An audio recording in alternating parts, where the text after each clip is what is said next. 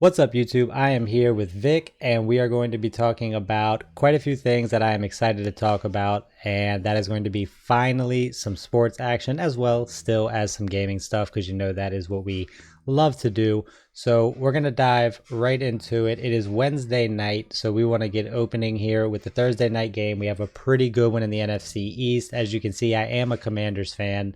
So we got Commanders and Eagles, and quite a few things to talk about here.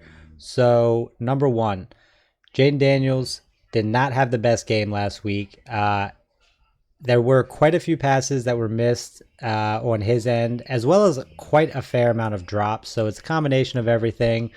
But ultimately, I think he knows he didn't play as well as he is up to playing normally. And I think he's excited to get back in action on a short week, Thursday night. And it sounds like, from the look of things in practice, that he is feeling good to go.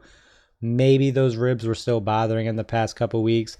Vic, I don't know if you have seen much Commanders game. I know that you are a Patriots guy, but what have you seen recently compared to maybe the beginning of the season in terms of Jaden Daniels?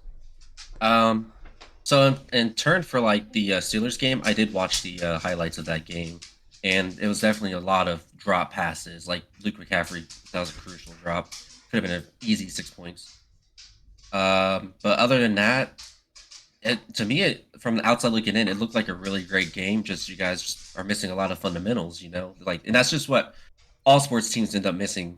Like all the great ones, just when they lose a easy one that's like gettable, especially the ones that you guys had, it's all fundamentals pretty much. Just like catch the ball, protect the ball. But I mean, you gotta give some of the Steelers credit though. Like Russell Wilson was dropping the ball like where it needed to be. George Pickens looked like he was on his A game that day too. So, but before, Jaden was definitely looking like a rookie, but he was like one of the better rookies. And now that he's more like what 10 weeks in now. Yes, we are 10 weeks in officially. Time's flying. Yeah, it's going pretty fast, but he's playing like he's been here like 3 or 4 already. So he's definitely one of the upper echelon quarterbacks now, that I would say. And he's just more comfortable. The offense looks great still. It's just the easy ones that get away sometimes. So I'm expecting the Commanders to bounce back this week against the Eagles. I don't think the Eagles secondary is going to be as good as they think it is.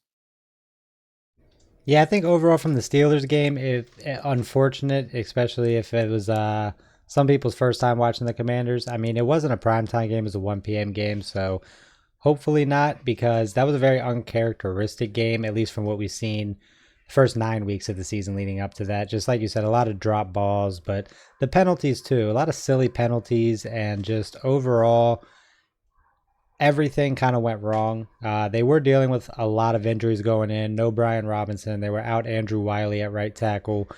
So obviously the trade for Marshawn Lattimore was huge, but he is still not on the field with a hamstring injury. Very unfortunate. However, the Commanders didn't ship anyone out in that trade on the DB end, so pretty much what they got is what they've been getting. So kind of disappointing, but at the same time, it was expected, I think. I would think Um, it's gotta look good that Austin Eckler's have been having a really solid last few weeks though. He's actually quietly been having a really good season, dealt with some injuries, but he's made a pretty strong impact in almost every game he has been a part of. It's just, I think they're very cautious of the wear and tear. That was a big thing for him leaving and coming to the Commanders, was he was looking forward to not being that workhorse and being able to just be in a more limited role so that when he is on the field, he's constantly making plays, and he has. Um, I think looking at the Eagles, they did get off to a slow start. Also dealt with great amount of injuries at the wide receiver group, but really, that's one of my bigger concerns is looking at the secondary performance of the Commanders throughout the season, and then you have to go and guard someone like AJ Brown and Devontae Smith. Doesn't sound like Marshawn Lattimore is going to be playing. I mean, they could pull a surprise there, but I just think tomorrow night's going to be rough there. I think someone's probably going to be open and often.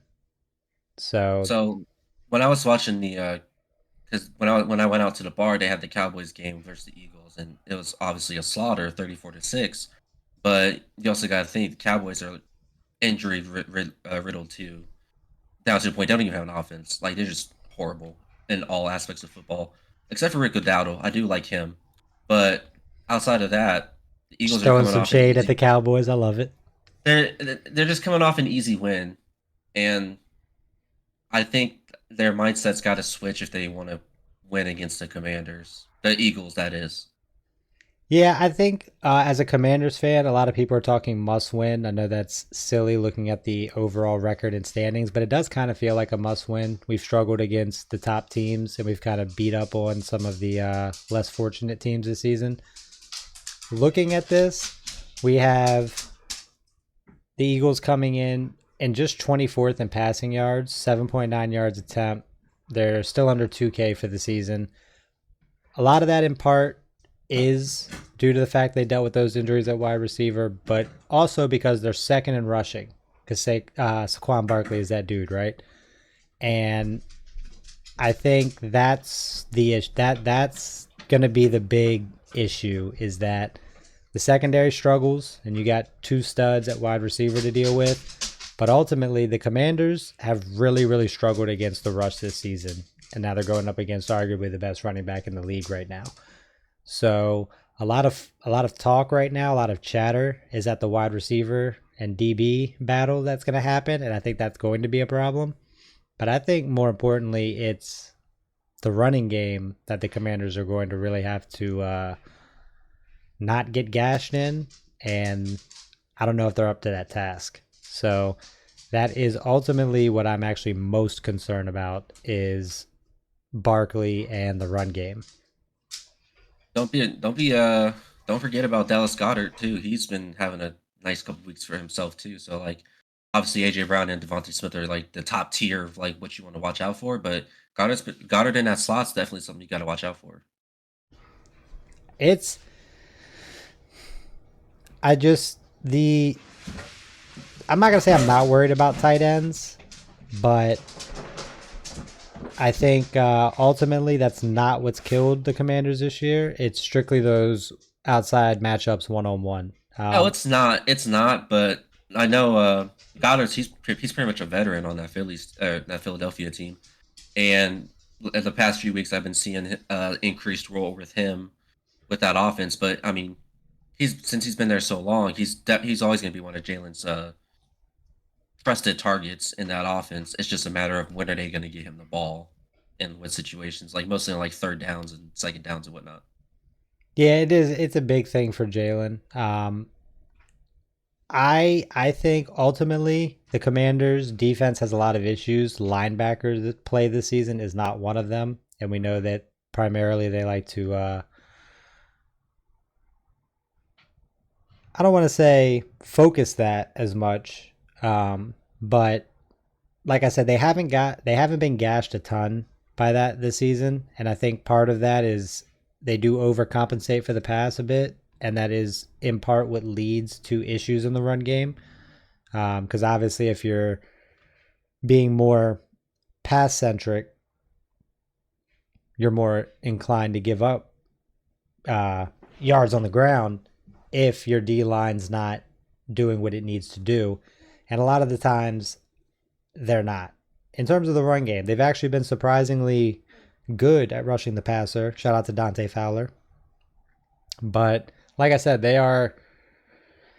It's not like they compete well on that end. They get absolutely gashed in the run game. So, like I said, I'm not going to write off Goddard by any means, but I do think they're going to open up with a heavy dose of Barkley. And if the Commanders can't answer to that, we'll see. We'll see just how much passing they end up doing at all.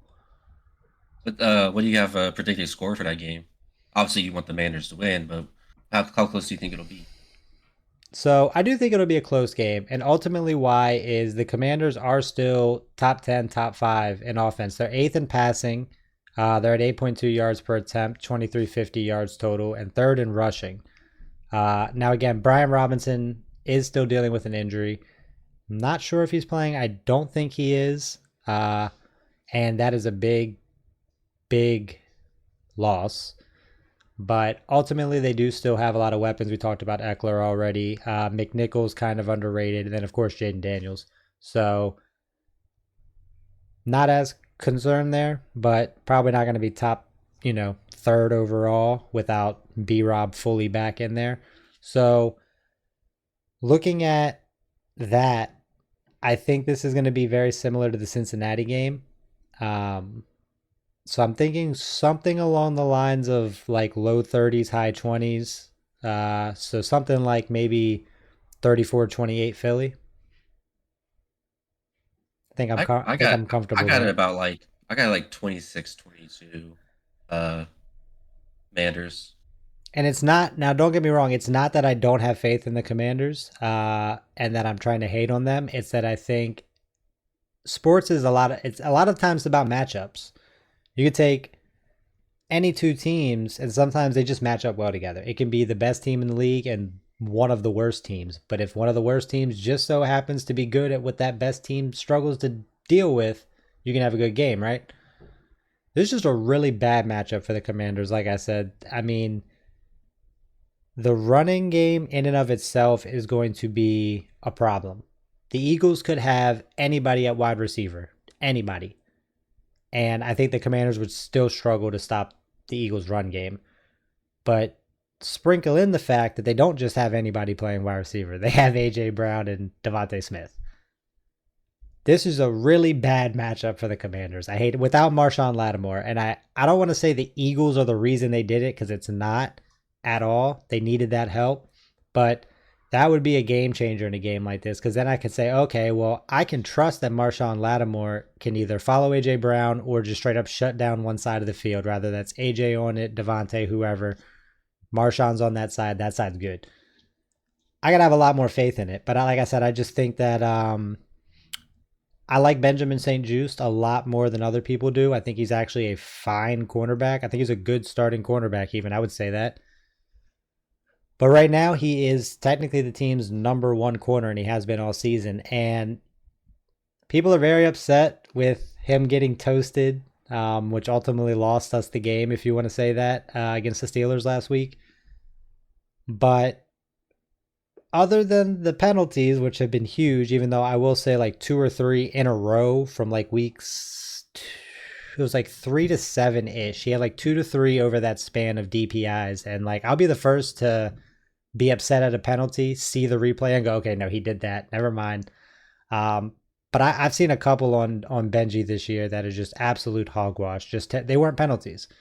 So I think he actually was quietly having a decent season until the Steelers game kind of blew his spot up because he got cooked. So that's unfortunate. But again, they're asking a guy who's probably your number 2 corner to be your guy because that was, they couldn't do it all in the offseason. So that was just one area they really couldn't lock in before the season started.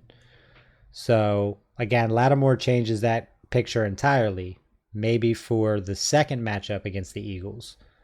But as of right now, like I said, unless they're keeping it hush hush and they're gonna pull, a secret on game day and say, okay, no, he's good to go. Because I don't know if he is listed as out or just what I haven't checked the report. I should have. But It could yeah, also change by tomorrow too. it could, and like I said, it's tough because it's a hamstring injury with Lattimore. So those are injuries where you They want to linger be, and they just yeah, stay. They just stay. you don't want to rush it. If he's not good, he's not good. I mean, it's year one of a rebuild. There's more football to be played. There's more years to be had. I would love for him to be back on the field, but take your time, buddy. But yeah, without dragging it on too long, I do think that again, if he was there, I would feel a lot more confident in this game. But looking at just Smith and Brown, that's a problem.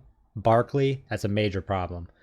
I don't know if the Commanders are going to be able to compensate for all of that. So it's going to be I think like I said, a higher scoring game. But I'm unfortunately having to lean Philly Just for, like I said, I think this is just a bad matchup for the Commanders right now. So I can't. Like I said, I am a fan, but I'm not a biased fan. I always try to keep it real. So when I think of why I chose them as like 4 point favorites, the Commanders, is early in the season they were on prime time against the Bengals, right? That was Uh, a that was a Thursday night or a Monday night. Monday night. So and under the primetime lights, they got hot. They started. He had like 91% completed passes. He That's true. didn't waver to the fact that it was a primetime night against uh, equally electric offense in the Bengals and Joe Burrow because he also was going crazy too. I mean, But Jaden it was just cranks it up in the intense moments, so I did not factor that in. That's a good point. and the Eagles Sunday against the Cowboys, who are have nobody. It was only 14-6 by halftime. Granted, the final score is 34-6, but that's a slow start. You can't be having a slow start if you want to be called one of those top teams. So that's why I think like if the Commanders, if they start hot, like pretty early, like they did a couple weeks, was that week 5, 4? So it was like 3. somewhere around it. It was 3, I Was, think. was it week 3? I believe it was Okay. after the Giants game. Yeah, so if they start hot again like that, then I don't doubt that they could get at least 26, if not maybe like 30 against the Eagles. And the Eagles, if they once they start feeling that pressure, they're gonna really start to crumble and try to rush a lot of rush a lot of plays, try to force the ball downfield more, and just cause a lot of errors. Which back to that fundamentals thing I mentioned earlier, they're just gonna falter and hurt themselves, and Sirianni's not gonna start thinking straight. I hate Nick Sirianni. I'm not gonna lie. I like that take. I like that take a lot. I would love that outcome. Um, so you're locking in. What's your score? 26-22, but I definitely have the Commanders as 4 point favorites. 26-22. I like your take, but I think I'll stay put at 34-28 Birds. So looking forward to that tomorrow night. I will be staying up for that for sure. Moving on. All right, I this is one that I wanted to talk about it. Are the Kansas City Chiefs the worst undefeated team ever? And before you say anything, I looked. I wanted to just quickly look over what we have so far here. All right, so we have Ravens 27-20. We have the Bengals 26-25. We have the Falcons 22-17. LA 17-10. The Saints 26-13. The 49ers 28-18. The very injured 49ers. The Raiders 27-20. I feel like that's always a weirdly good game. Raiders and Chiefs. Tampa Bay 30-24, and then of course last week's insane 16-14 blocked field goal win over the Broncos.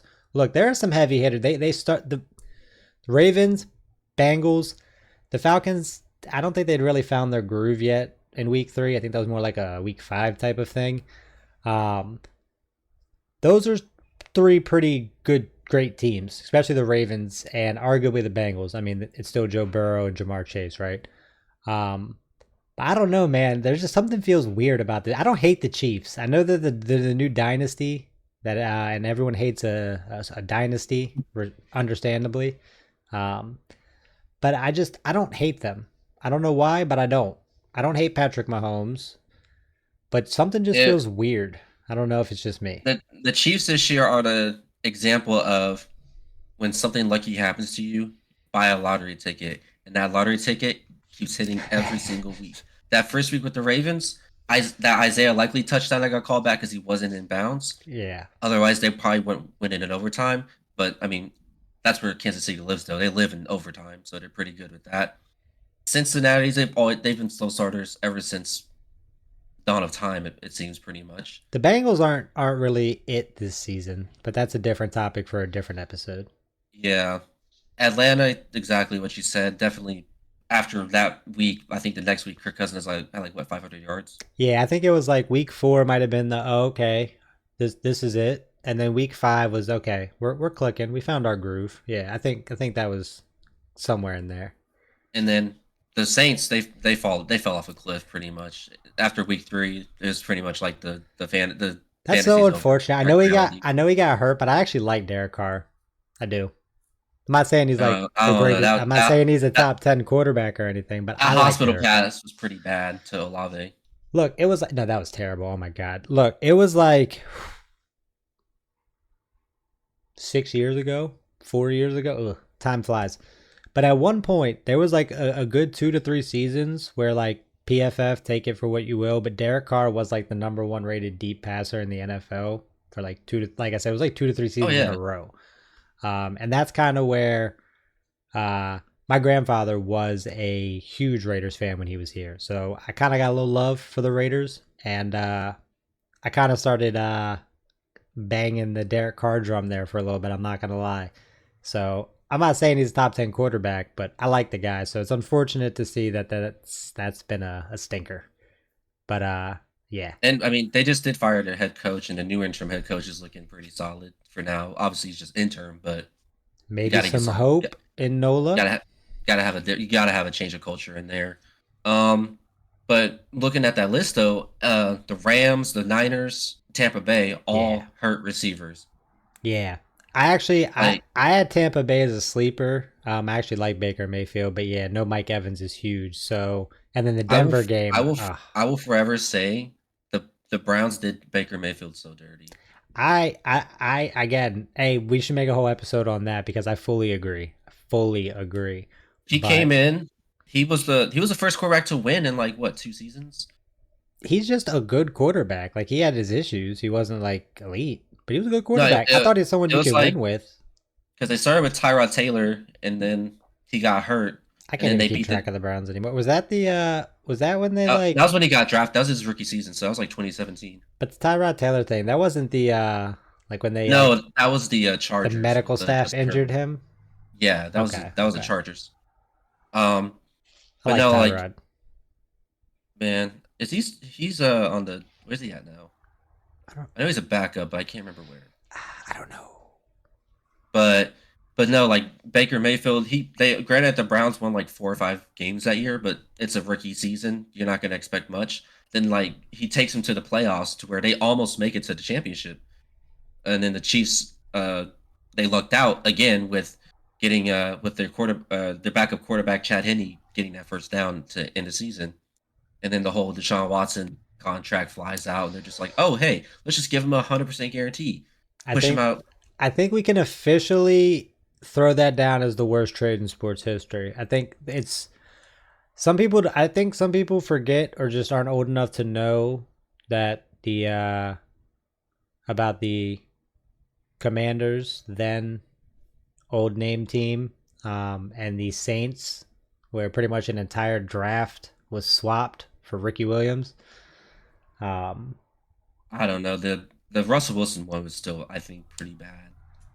I still think That one's still rough in I my head. I think the Deshaun Watson ones. I think that's the one that That's just the worst because of the guaranteed money. and the draft picks. I don't remember I the think exact total, but was it like three firsts and I like think something so around else? I don't know. There was a lot of draft picks. I haven't re-gone over that trade in a while, but it was terrible. But But that Tampa team, when the Chiefs played them, no Chris Godwin, he's out for the year. Mike Evans is out till what week and 11? it still went 30-24. That's what I'm saying. Like something's just weird about this team. I haven't watched enough of their games. I see a lot of different people talking about some sketchy officiating. People like to throw the word rigged out a lot. Obviously it's not It's rigged, but it's been really bad all year. The I officiating is make probably jokes myself. it's It's been been really bad. horrid officiating this year. But But I'll let you go. are they the worst? Do you think they're the worst undefeated team ever? No, the Steelers are still the worst team. 11-0. Oh They're yeah, TikTok we dance. ended that streak. Oh, sorry, Mike. We ended Ten, that. we were TikTok. They were TikToking all over the NFL. Next thing you know, they lost to the Commanders and they get bounced first round by the Baker Mayfield Browns. Bro, you know what was so unfortunate about that though? My pockets were tight that season. And I'm not a gambling man. In fact, I've never placed a sports bet, and I probably never will because I'm not a gambling man. But I was talking to a family friend, and I was like, dude, if I had the money, I would throw it down on this game. I said the Commanders are going to beat this undefeated Steelers team. It was a crazy set of circumstances, and I'm actually surprised at the time the books really didn't account for it in any way. But I don't remember the exact details now, but it was something wild where that was the COVID season. So it started with Ravens and Steelers, I believe. And I think like Lamar Jackson and like, I think it was seriously like the whole team or something crazy. They all got COVID. So I believe the NFL postponed their game. They moved it, whatever. And then it kicked off a crazy series of events where I want to say Steelers Commanders. It was a Thursday night game, I believe, right? I want to say that was like the third game the Steelers had to play in like a 12-day time span or something. And in the NFL, that's absolutely bonkers and honestly shouldn't have been allowed, in my opinion, for health reasons, obviously. So they were beaten, tired, and yeah, I don't know why, but I would have bet my house that we were going to win that game, and we did. Even still, though, Oh, and the we were also Commanders were coming off pretty a bye injured. week. No, we were coming off a bye week, though, I believe. If I recall correctly, I think that that was the case. So not only were they playing like 3-12, but we were coming And off you had a extra backup rest. quarterback playing too. We pretty much had a backup quarterback playing for like a decade. Who Don't is make me he? relive it. No, I I don't can't want to remember relive who that. that was. That wasn't Taylor Heineke yet, right? No, it was No, either what was his name? Kid from Carolina, I think. Kyle Allen. No, I don't think he was here, but I don't think it was him for that no, game. I don't definitely know. not Kyle There Allen. were too many options. There really were. No, that was Alex Smith that day, I think. No. See, there are too many options. Let's see But if I can no, find it. definitely for me though, the Steelers were definitely one of the worst undefeated teams because they fumbled so hard the second half of the season, and to get scored 28-0 in the first quarter of a wild card game is just it's unacceptable in like my honest opinion. Like you don't have that level of standard, Everything especially is for Mike coming up Tomlin. from the game a couple days ago. Sorry, go ahead. I'd say you don't have that standard that Mike Tomlin sets, and then it just goes straight down. Ben Roethlisberger, they can't even snap the ball without them scoring. Yeah, I totally forgot about that. I guess just because of their total end of season collapse, I think a lot of people finally forgot that they not finally forgot, but might have forgot that they did start 11-0 that year. I'm gonna give you that one. I'll give you that one. They are the worst. They were the worst undefeated team. Um, that is crazy. One thing that we did kind of forget to mention, or I kind of forgot to mention in terms of Commanders, Eagles, the Commanders have not yet had their bye week. For like the third season in a row, we have a week 14 bye. So when you're talking about being like third in rushing, eighth in passing, the fact that the Eagles have a bye, have had their bye, and they're still second, that running game is Sa- crazy. But I don't want to. I don't Saquon's want to. Saquon's having an offensive rookie of the year Insane type of year. He's MVP hurling people backwards. The MVP award don't go to the running flashback. back. It's going to a quarterback. Honestly, depending on where I know we're kind of backtracking, but if the Eagles go on a run and do some crazy stuff to prior to the postseason, he could win it. It's probably gonna be a And quarterback, but he could I win don't it. know. Tyreek broke records last year, and he didn't even get MVP. But back on Kansas City, yeah, I'll give you that. I would give you they're not the worst. And again, some of these they're wins just are really very lucky, impressive, and they have Patrick Mahomes, so possibly going to take Tom Brady's crown and for they the just got best DeAndre ever. Sorry. Hopkins. Ooh, Oh yeah. wow, I don't know about the best ever. He's got to I win more don't know Super Bowls either. than that. Look, I was a Brady hater turned Brady lover, so yeah, I do think you got to match those rings. But hey, Pat's on his way, man. I hate to say it because I genuinely was like when Brady won that last one in Tampa, I said it'll never be done. Pat's doing some crazy stuff. He's still pretty young. That's all I'm gonna say. All I'm But gonna say is he doesn't have a receiver as good as Randy Moss, like Tom Brady had. that is true. He That also would be doesn't have absurd. any. He doesn't That'd be have any absurd. slot receivers too. He had Like like no receivers, and they're still undefeated. Insane. we Um, went from Wes Welker to Julian Edelman. Like how do you like how is that? How does that sound? That hey, doesn't sound like an upgrade on paper. But when you look at it, like You give really you give Tom Brady lemons, you can have the best damn lemonade you've ever tasted. every Every time. time, every time. But look, we've talked about some vets. We talked a little bit about Jaden Daniels. Moving into our last little NFL segment here, though, let's talk some young quarterbacks. We have some interesting things going on around the league outside of Jaden Daniels, including Caleb Williams and Drake May from a Patriots guy right here. Let's talk a little bit about Drake May, actually. I'm looking forward to hearing a good because I've seen some tape. I've seen a little bit of Patriots in action this season, but I really haven't gotten a chance to really watch. So tell me what I'm missing. You're just missing one of the. Maybe he's not getting to compete for rookie of the year with Jane Daniels because obviously the Patriots They wanted to waited play too him like, late. Yeah. hey, let's just start Jacoby Brissett. Let's have Drake May learn, and then we'll see what happens. And then you saw, even with Jacoby Brissett, we weren't really doing anything. He was pretty much getting killed every time behind that offensive line. I feel bad, man. I So like Jacoby. He did well for us last year. he's a good backup, but that's pretty He much is his high ceiling. one of the better And backups. but he does have a lot of knowledge, and I think May did learn a little bit. But obviously, they have two different play styles. Like May does have wheels, but He's he's got a really good. cannon. He's really good at staying in that pocket. He has a really good deep ball. He's throwing to nobody receivers. Like if we're being honest with ourselves, like we don't have anybody that's a true one or a two. To be honest with you, I actually, like yeah, it's insane. Jalen Polk, he's okay. Kendrick Bourne he doesn't really see the ball anymore. But like you said, guys Like that would be good if they had one or even a second guy to kind of take that pressure off. They could shine a little bit more. yeah, but it's pretty much like we're rocking like rookies or like training camps type of receivers. But even still, Been like there. so far since like the 6 games he's played, obviously one of them he left early with a concussion, but wasn't nothing like too serious. But it's good to keep him out just to not mess up anything. They're usually pretty But cautious, even if there's not really a concussion. Better safe than sorry.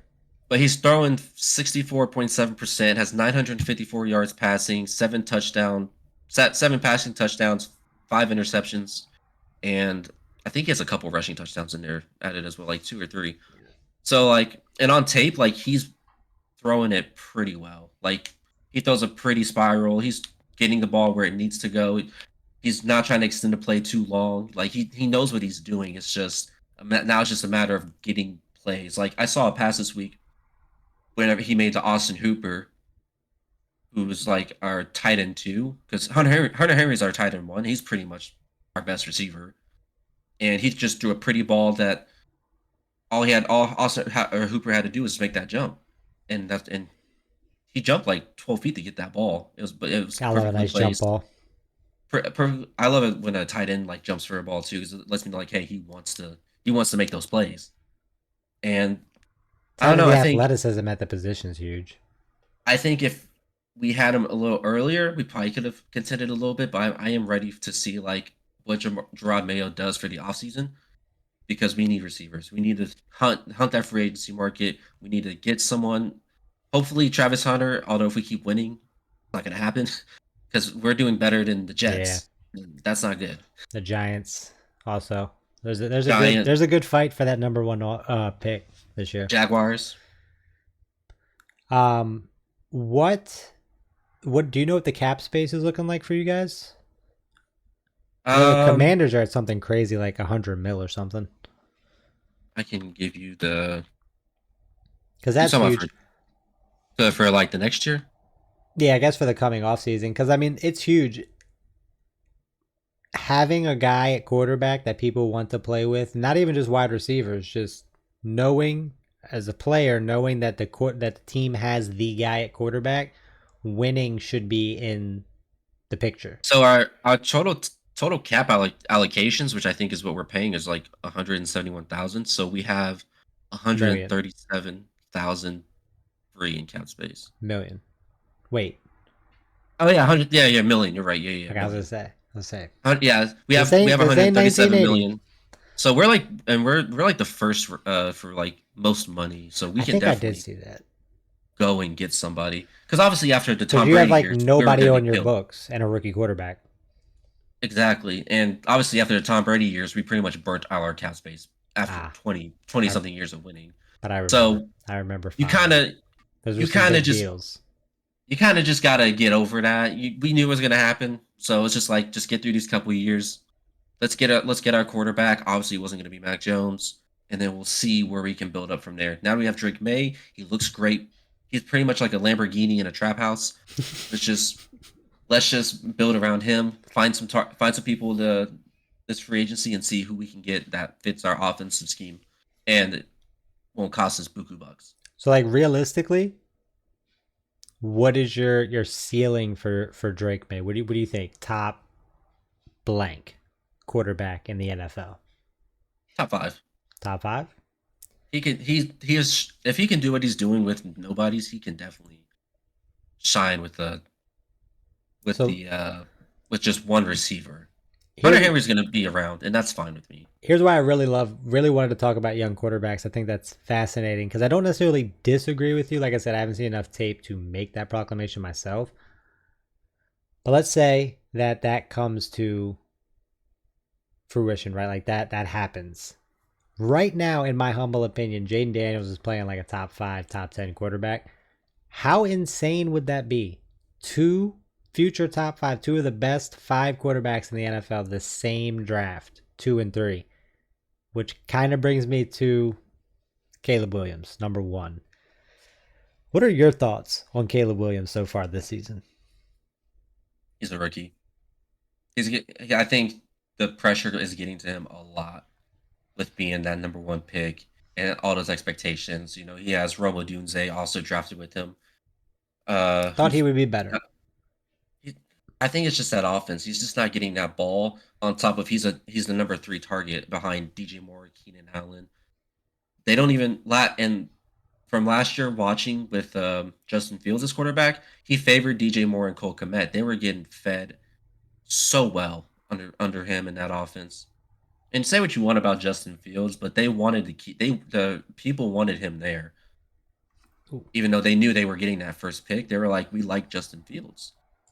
DJ Moore is like, I don't want to have a new. He even said himself he doesn't want a new quarterback because he doesn't want to go through the whole carousel again, and I because he think likes Justin Fields. I think you know this, especially from our DMs, but I never was a believer of Justin Fields. No offense to Mr. Fields.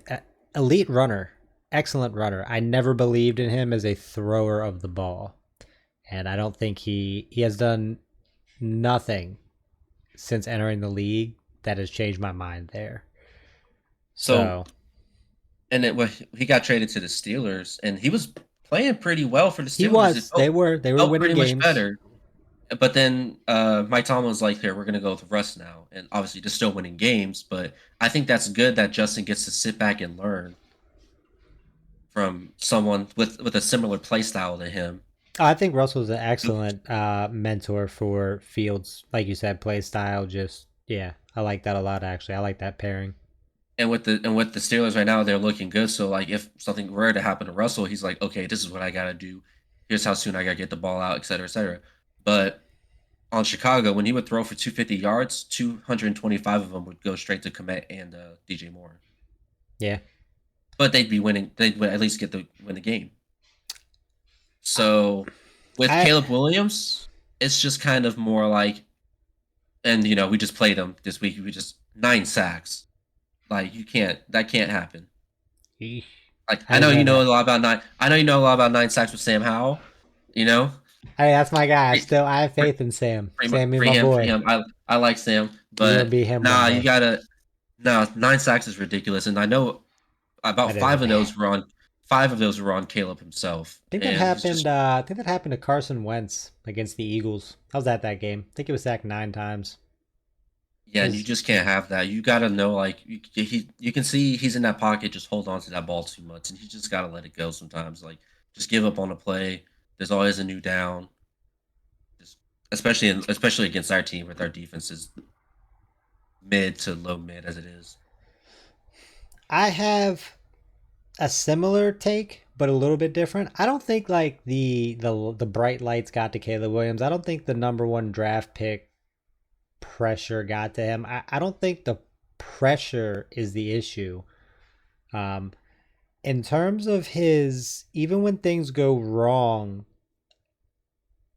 I'm not going to sit here and say he's as calm, cool, and collected as Jaden Daniels, but again, I don't think the pressure is the issue. I've seen a lot of different things on the Twitterverse. Um, And Chicago just fired their offensive coordinator. exactly, and that's what I was about to say was the passing concepts were atrocious. I forget. I would look at a lot of different guys on Twitter, like Kurt Warner, Chase Daniel, just a bunch of different quarterback guys. And I forget which one of them in particular pointed it out, but they just kind of went through a bunch of different concepts and tape, and it just was nonsense. 3, 4 guys all on one side of the field within 5 to 10 yards of each other, just long developing plays when obviously the O line's kind of not really working for that. Very similar to Washington with Eric Bieniemy last season, where Eric Bieniemy went balls to the wall with it, where Sam Howell was like number one in pass attempts like the entire season. So like they went way overkill with it, but just very similar to where you're drawing up these concepts where you're asking guys to get down the field, but you don't have the line to allow for that. And then on top of that, even when guys do get into the end of their routes, you have several guys in the same vicinity. So it's almost like when you have 3 or 4 wide receivers within 5 to 10 yards of each other, especially if a team's in zone, 2 dudes can cover 4 guys because there's only so much window in which a quarterback, even an elite one, can get the ball in there. So it's almost like you're giving the defense the numbers, and the consistency in which Chicago was doing that was just insanely alarming. So I think overall, there's only so much Caleb Williams can do. I think getting a even just competent passing game installed would be a big game changer for him. And obviously, they need help on the offensive line, but They have the targets. Like they they have do. four. They They have have the wide four receivers. amazing target. They have the wide receivers and Cole Kmet. Because Cole Kmet he can ball. You really like Like, Cole Kmet. That's your guy. well, I've obviously being from Illinois, you see it, a Yeah, lot of the Bears stuff. Also in fantasy, like he's reliable. I Even like like that. from looking at the tape, like he's one of those reliable. He's like Hunter Henry or Mike Gesicki. He's there, he's ready, and he's gonna get you a touchdown if you give him a chance. Yeah. I mean, I'm not as ball knowing on Cole Kmet as you, but I think I did have him in fantasy one year, and he actually was really good. Yeah, But I think overall, Caleb Williams, I don't know about top 5. I just haven't seen. I know that we just talked about how nothing is making his life easier, but there are points in times where you put on the film, and some people say, "Oh, Jaden Daniels doesn't always work through his progressions." One, that's not true. There's plenty of examples of Jaden Daniels working through 2, 3, 4 progressions. But what's most important with Jaden Daniels is you watch the tape. If a guy's open, the ball's there instantly. It's there. The right decision is always made. You're not gonna not throw it to the guy that's wide open because if you wait not 5 seconds, that's exactly. But if you wait 2 more seconds, maybe your third option might be open for 10 more yards. No, hit the guy that's open a lot of the times. Caleb Williams has struggled to do that. Again, when you're in a funk, it's easy to stay in a funk and develop bad habits. But there are some examples, like I said, of the pocket being clean, the right option being there, and almost a little bit of Carson Wentz in there, where um, one of Carson Wentz's biggest issue and is with taking sacks is he could have a guy wide open 5 yards right there staring him in the face, but he wants that 15-yard he wants that intermediate to deep ball. Not necessarily because it's a sexy play, but because it's a chunk play, right? Chunk plays are typically good. But when you force them, when you're ignoring the open guy and trying to get those chunk plays and you're trying to force the ball in there, you either wait too long, you get sacked, or you throw a bad pass, incomplete, worst case, intercepted. I've seen a little bit of that from Caleb Williams. So no, I can't look at him and say this guy top 5 potential. But worst case scenario is a franchise quarterback. I think this has been an insane. It's a rookie. I like to give him at least 3 years before we I think his whole proclaim what contract's they are. guaranteed too. I'd say I think he got a whole like his whole contract guaranteed. I think it's like the I wouldn't be surprised. I don't four know. I year, didn't that's look into 34 that. mil. Yeah, because I think Obviously, their they fifth had the year is hard. being picked up for all three of these guys. Yeah, and they had the Hard Knocks documentary that I seen. So I definitely think it's a fully guaranteed. But no, I think just give him a couple of years, like definitely like a Joe Burrow s. Obviously, Joe Burrow his rookie season only ended because he got hurt to that horrible O line that he had. But I think give him like year two, year three, then he'll break out and he'll actually show like his talent. Oh, absolutely. I don't even know if it'll necessarily take that long. Like I said, we already potentially. I mean, they're not going to install a brand new offense, this late in the season. So No, they're but they're also not gonna make playoffs. That whole NFC it, North is but not jacked. that. Like I said, they're not going to install a whole new offense. But I would really be dumbfounded if they look at the tape that everyone else is. If I want to say the regular guys, because like I said, an ex NFL quarterback isn't just a regular guy. But if they're pointing it out on Twitter, the regular guys are aware of it. I'm gonna imagine the pros are aware of it. So hopefully they just, if anything, they trim out the BS. No more 3, 4 receivers all on one side of the field. At least get some concept, even if they're basic just stuff that at least simplifies some things or just gets guys open. Because like you said, and like I agree on, they have the weapons. They have the guys to throw to. You just got to get them in concepts that actually work. So I think if they can tweak some things there, you'll probably see it here soon in the next couple of weeks.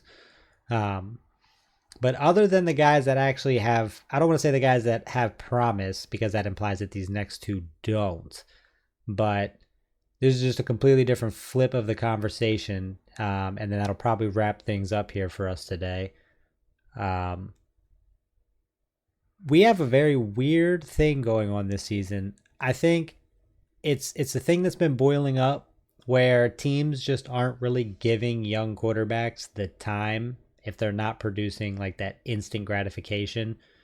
I think we saw it with Sam Howell, except different scenario. You have a chance to draft a guy like Jaden Daniels. Obviously, that worked out, but I think Sam Howell showed a lot of promise as a rookie, a lot of mistakes, but a lot of good. So you look at a guy like that, and it's like, why isn't he starting somewhere this year? He had like 5,000 pass yards last year too.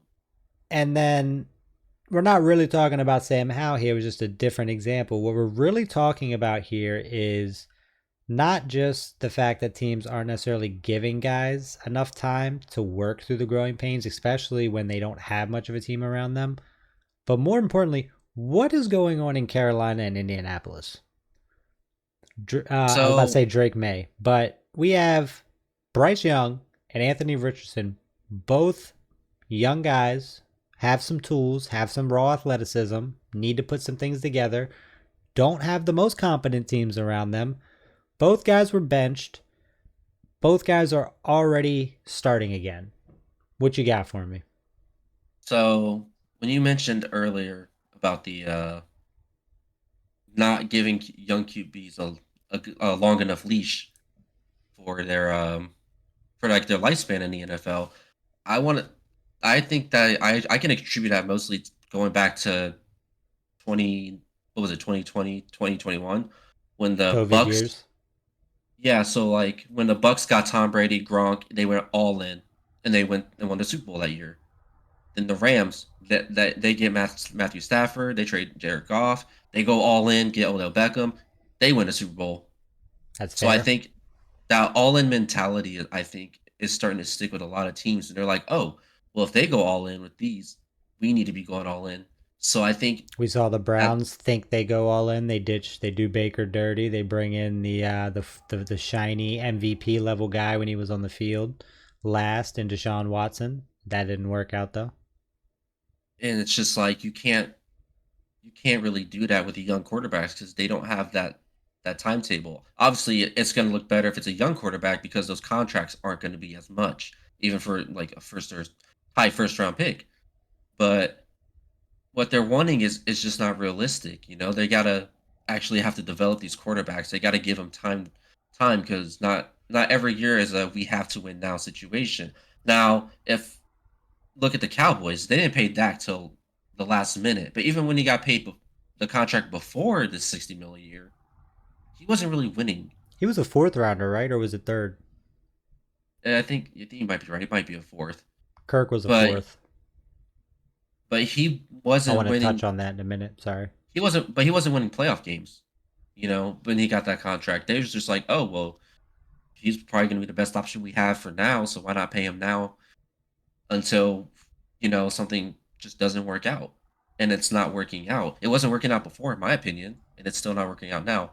So with Bryce Young and Anthony Richardson, I think the Colts and the Panthers, they're just looking to be like, hey, we need you to be good now, or we're just going to get rid of you, like Sam Howell. And Anthony Richardson, I kind of got it was more of like a punishment why he got benched I get it. because He you checked can't. himself out of a game, right? For a play It or was something. Yeah, but it was a third down. It was like they were like Yeah. getting close to the goal line. You can't do You that. can't Unless can't you're do that. legitimately injured. If you're legitimately down and out, you need to let them know, take the injury time out, you need to come out of the game. But he came And back on like the next drive, right? Or the next series they had, he was back in or something like that. it was the next series that did that Okay. because they didn't get that conversion, Yeah. but it was definitely one of those things that like you just don't see every day. Like It's a obviously young unless they get that's a young man moment. He's gotta own that and mature a and little going bit there. looking at that second down play, like it was a long, it was a long play that probably, did win him. He ended up getting like throwing the ball away, but still got tackled by one of the linemen, which, He's a linemen big are guy, already but he's three he's twenty kind of five. fragile too. So yeah, I mean that's fair. He did take a shot.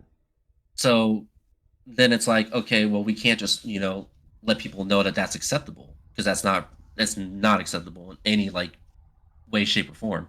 So obviously Flacco comes in, and I love Flacco, but he's just not fitting with the Colts right now. I think it's Poor just the Joe. Colts aren't they're not letting him fly. They also don't really have like a lot of pieces, you know, like Michael Pittman and Alec Pierce. They're solid, and they have like another receiver. But I can't think of his name. They're average. Yeah, they're average.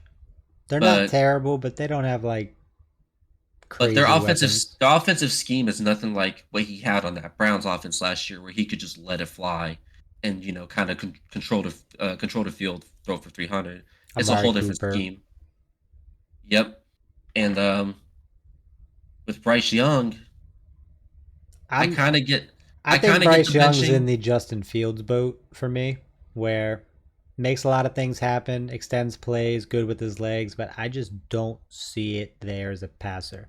Not that it can't be there, but I used it differently where I used to use it in terms of just letting guys in general, not just quarterbacks, but giving guys time because guys develop differently. And the example was, of course, Josh Allen. You look at year 1 to 2 to 3, you look at the improvements and the drastic change year 3. But that was more of a guys develop different at different paces argument. With Josh Allen, he had accuracy issues, and miraculously, he suddenly kind of didn't. And his accuracy is still not top tier, but it's definitely not horrible like it used to He be. didn't throw an interception this year until like what, No, last week? but that's kind of a outlier. Guys that have accuracy issues that aren't really just finding their targets, even if they make the right reads, which I think both Anthony Richardson and Bryce struggle with making the right reads as well. But just straight up not hitting the guys when you do find them. Typically, guys don't overcome that unless it's a mechanics issue, unless it's sloppy feet. I haven't like totally deep dove their mechanics and all that, but I don't know. And I think Bryce Young and Anthony Richardson are very similar. They're both very good, raw talent guys that if they can put it together, watch out. Bryce Young's But also just kind of got nobody on that team, also, I and the whole team is no, pretty that's much true. just a dumpster fire. The Panthers are. I usually try to stay pretty like fair with everything and not say like, oh, they're terrible or oh, they're the best. But the Panthers are pretty terrible. I feel bad for Carolina fans. I do. Yeah, Um, I do think he did learn a little bit sitting behind Andy Dalton for like those couple weeks because I think Andy was like, "Hey, just calm down. I Let me think just kind of show you how I do that's things." true. That's true. I like Andy. He's not very good, but I like him. But I do want to, before it completely flies out of my mind and we don't even brush on it, I think a big thing that ties into this is the draft. And what I mean by that is you look at a guy like Dak Prescott, say what you will about Dak Prescott. He had a terrible season before the injury. No denying that. But for several seasons, he played like a top 10 quarterback. I didn't like to see it. I hate the Cowboys. I hate Dak Prescott. But the guy was top 10 for several seasons. Several. Fourth round draft pick, third round draft pick. I think it's fourth. You look at a guy like Kirk Cousins. Not a big Kirk lover. I never hated the guy. But again, this could be a whole different episode. But to shorten it up, I didn't think he was worth $28 million when he was still here, and that was rumored to be the price tag. I didn't think he was worth that. That was my only issue with Kirk Cousins. But you look at a guy like Kirk, he's had a lot of at least regular season success. I'm not throwing shade. Fourth round draft pick. For some reason, once teams have had their guy, we know Andrew Luck was that dude. That was honestly one of the easiest can't miss like scouting things ever. And then RG3, excellent rookie season. And then you have your two, maybe three guys, and then a couple other guys. But the point I'm getting at is eventually you have quarterbacks who were most likely either on the same level or better than the guys that went top 10 or even in the first round. They were actually taken where teams, like you look at teams' draft boards, and I'm sure a lot of teams had, a guy like Kirk Cousins, some were fourth, fifth, sixth round. You look at the tape for these guys, and you look at Kirk Cousins' college tape, and it's not like, put on someone else's tape from the same, and it's like, okay, there's not that much of a difference here. What changed? Teams panic too many times because they don't have a quarterback, and they have a high first round draft pick, and they say, I got to get a quarterback. You look at a guy like Daniel Jones, a guy like Dwayne Haskins, may he rest in peace. I think a lot of people looked at that tape that year, and I think it's so hindsight, but let's be real. They panicked. The tape didn't change. We look at it back at it now and go, yeah, these guys weren't first round draft picks. Nothing changed. Nothing. Not a thing changed. In terms of their college tape, nothing. But in terms of their college years at that time, though, that's true. That's fair. That's definitely like the price that was set, and it was just kind of like you can either take that price or or wait another year. But I think see what happens. You take a guy like Kirk Cousins in the fourth round, and you're not. You put that guy on the field, and nobody's going, well, this guy's got to be the next. He's got to be it now. I remember it happening. It was. Give him time. He's playing well. Even when he made his mistakes, even when he threw the Atlanta game, when RG3 got, I think that was his first official injury maybe. And he had to come in and he threw an interception, lost the game.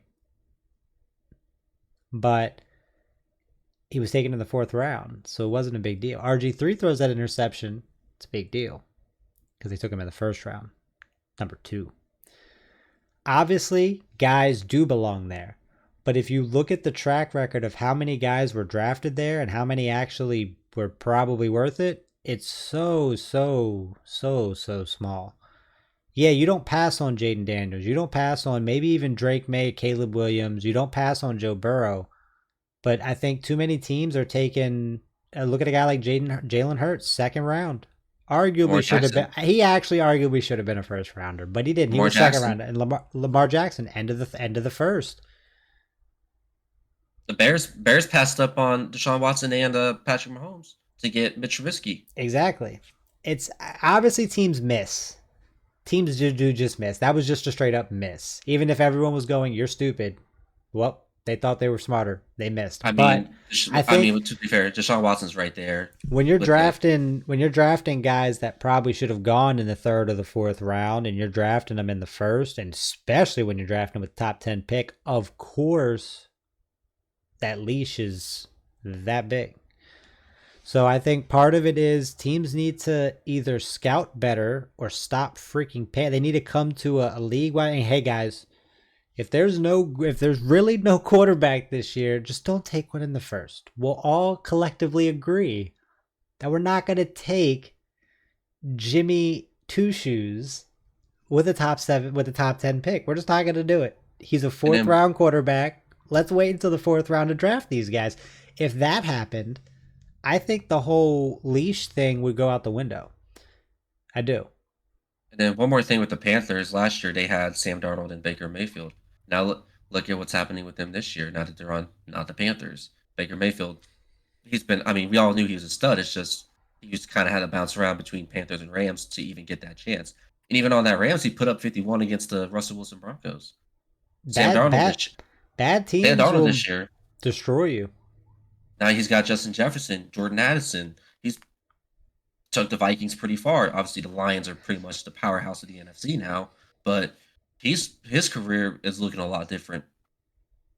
It is. It's amazing what even competent coaching can do, but what an actual just good coaching staff does. Having a guy like a Mike Tomlin, in your corner is just night and day. Some guys overcome that. I think. I think ultimately, a guy like that is your once in a generation. Those are your Andrew Lucks. Those are the guys you can drop in a terrible situation and they will turn it around for you, and things will get better. Shout out But to again, Flake. yes. But I think um those guys are few and far between. Like Jaden Daniels could potentially be one. Um but there's only so many I can think of just off the top of my head. Like off the top of my head, maybe Jaden Daniels, Andrew Luck, Joe Burrow. I'm Tom Brady sorry. wasn't it? I'm sorry, but I'm not Uh, going to say Justin Herbert. Brock Purdy. I'm definitely not going to say Brock Purdy. What? Mr. Irrelevant. No, Now he's like one of the top no. quarterbacks in the league right now. How's he looking this season without the weapons? Like, nah, that's unfair to say. He's But still he looking got good without the weapons. He's I he's he's winning genuinely the games. believe no, I genuinely believe that there are several quarterbacks backups that you could drop in and would still win games. But no, I'm hating on Brock Purdy, but there are things that he does mentally and just he's not a bad quarterback at all. He's definitely a big part of what makes them tick. Um, but I'm not gonna put him on this list. I'm sorry. He's not a guy that would you drop in anywhere. No, no, no, no. Those guys are few and far between. They don't come around very often, so you really can't rely on that. So ultimately, as a Commanders fan, I think I'm an expert to speak on this. If it's rotten at the tippity top, there's nothing you can do. I'm sorry. If you were hoping for here's the solution, there's nothing you can do. If you have a Dan Uh, Snyder, if you have his name's David Tepper, Panthers, right? If you have I one think of those yeah, guys running your team, burn it down. you have two options. You have two options. They need to be in a scandal so big that they have to be forced to sell their team, or you have to pray that one day they wake up a completely different human being. Or three, Because just burn down the entire because chart and just reflow it. well, that's the thing. Unfortunately, when that type of person is in control of your team, they're always going to make the wrong decision because they're always the smartest person in the room, and you're not better than them. So ultimately, they can fire the entire coaching staff, the entire front office, the entire business side, and bring in all new faces. And I promise you, David Tepper is going to pick the wrong people again. Dan Snyder did it for 20 years. He never picked the right person. There were some guys here and there that came and gone. Jay Gruden's coaching staff was actually freaking insane. We've talked about this over the years. Jerry Jones has been picking Matt the wrong people for over LaFleur, 20 years. Sean McVay, that coaching staff was insane. Somehow they actually had all the right people, but Dan Snyder just picked the wrong GM, the wrong quarterback, the wrong everything else. So you get what my point is. There's nothing these guys can do. Like I said, there is a third option, and it's you need that Jaden Daniels, you need that Andrew Luck, you need that Tom Brady, that Peyton Patrick Manning, Mahomes. that Patrick Mahomes. You need somebody Shit, even that an Alex Smith. Patrick Mahomes is actually questionable because, to be fair, he got dropped into a very fortunate system with one of the best offensive minded and possibly just the best coach of all time. Andy Reid might be up there. Um, so we talk about being dropped in good and bad situations. Pat Mahomes got dropped into probably the best situation in quarterbacking history. Not to take anything away from him, I am not. Um, he might not be in the best example to use for this particular argument. But yeah, I mean, that's what you need. Well, no, I guess he is. He's a generational talent regardless. So yeah, you need a Pat Mahomes. You need somebody like that who, Yeah, it just helps that he got to sit yeah, behind Alex Smith and watch and learn Andy Reid's I play love Alex calling and, Smith. and whatnot. But yeah, I think overall that is it's you can't drop a Bryce Young into that situation. You're going to break him permanently. It's unfortunate. I've seen it too many times myself. But like I said, the raw tools were there, but you needed to refine the game, and you don't have the right people in place to do it. So ultimately, you wind up with what you got, just kind of winging it. It almost looks like they're winging it out there sometimes. And then Anthony Richardson is not quite in the same boat because the Colts are functional and actually decent. He just has, again, he was another one of those guys. He was the Trey Lance of that draft, just better than Trey Lance by a lot. Um, he's a guy that has all of the raw tools, but all the tape showed you that as a passer, there's a lot of work here. So again, if I didn't really read too much into that, but that makes sense. If it was a more of a you got to grow up, young man, benching and earn this back, that is a little different than the Bryce Young situation, which is that is a mess. That's what you don't Yeah, do. yeah. But in terms of his future as an NFL quarterback, history says best of luck to you, young man. I like him, but that accuracy is bad. Very, very bad. But I know you didn't watch any Patriots preseason, but Joe Milton I did not. third, Joe Milton the third. I think he came from Tennessee. He's a rookie on with us right now. He was drafted like late in like the fifth, sixth round, but in the preseason he's kind of like the same way. Like the short ball, he's throwing it like 50 miles an hour and no one's catching that ball. But that deep ball, he throws it like 40, like 30, 40 yards. It's so accurate. It's in the perfect spot It's every time. crazy. It's like, I don't know. I don't even know. It's like a guy that can hit the three ball at 40% but can't shoot free throws or misses layups. It's just like, how do you do that?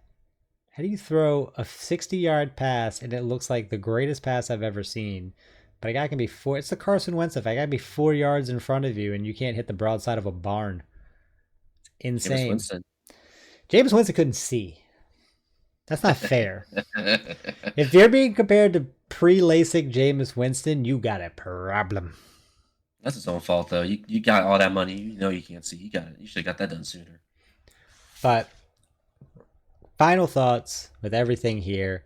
Thursday night, possibly going to be one of the best primetime games, or at least one of the best Thursday night games, I think, of the season. It would be nice if the Commanders were healthy, but that kind of what can happen when you have a week 14 bye, which, if you don't know, is the latest bye week you can have. That is the final bye week, and that is our bye week. And I think this is the third year in a row. Crazy. Eagles flying high. I hate you, but they have been looking better recently. Not great. They stumbled in the past couple of weeks, but they were not healthy. Now they're healthy.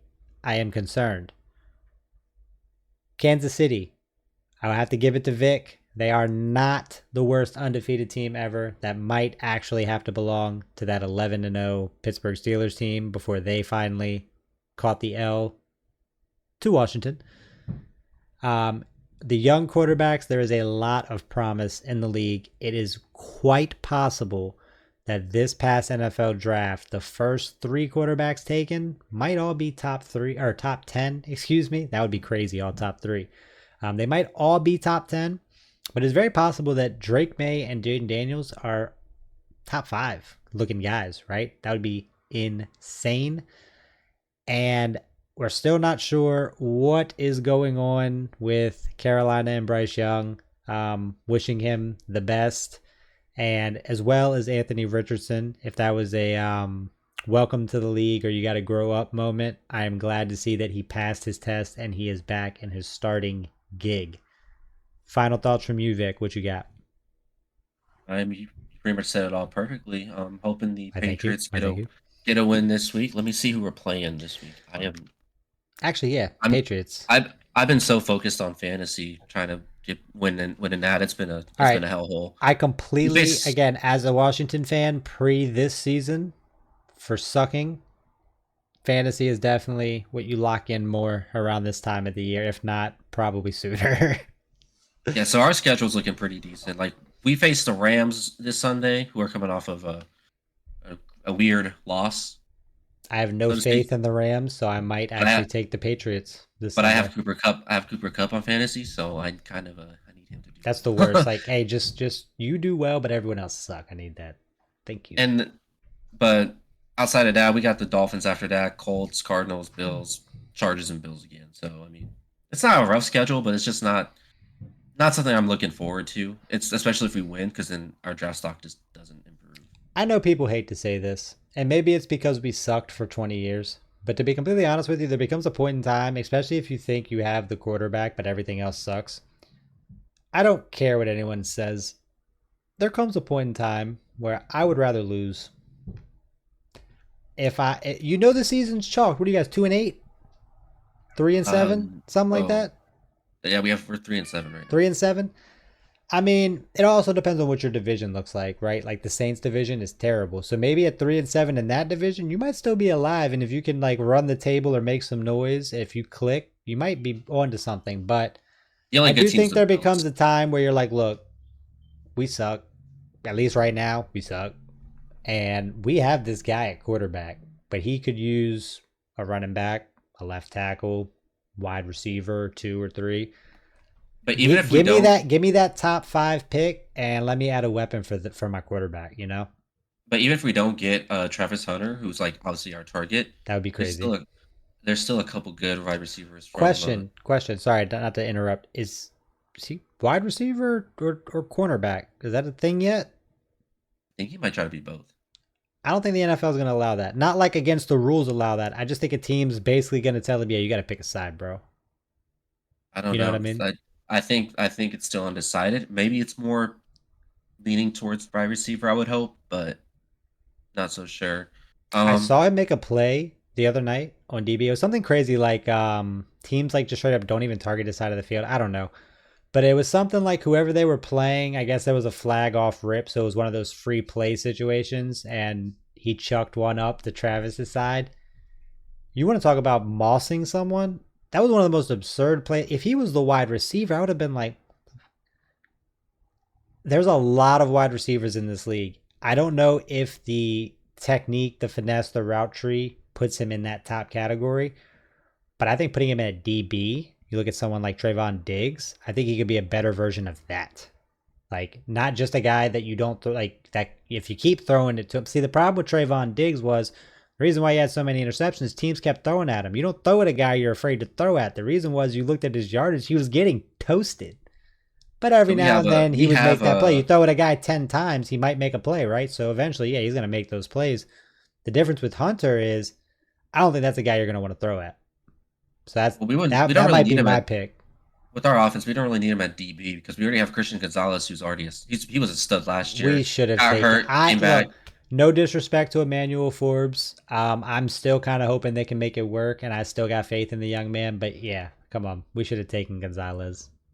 It is what He's it very, is. he's great. I love him, but Happy for I know you y'all. want to. Congrats. Yeah. So hope you guys enjoy for sure. Hope you guys, you know, listen to this. We give us feedback. Tell me your thought. Tell us your thoughts and opinions. And yeah, I just like to talk sports and whatnot. Yeah, absolutely. You guys know me, a lot of gaming, but we're going to be bringing some more sports at you. So thank you all for listening. And like Vic said, let us know what we can do better, what you liked, what you didn't like in the comments below.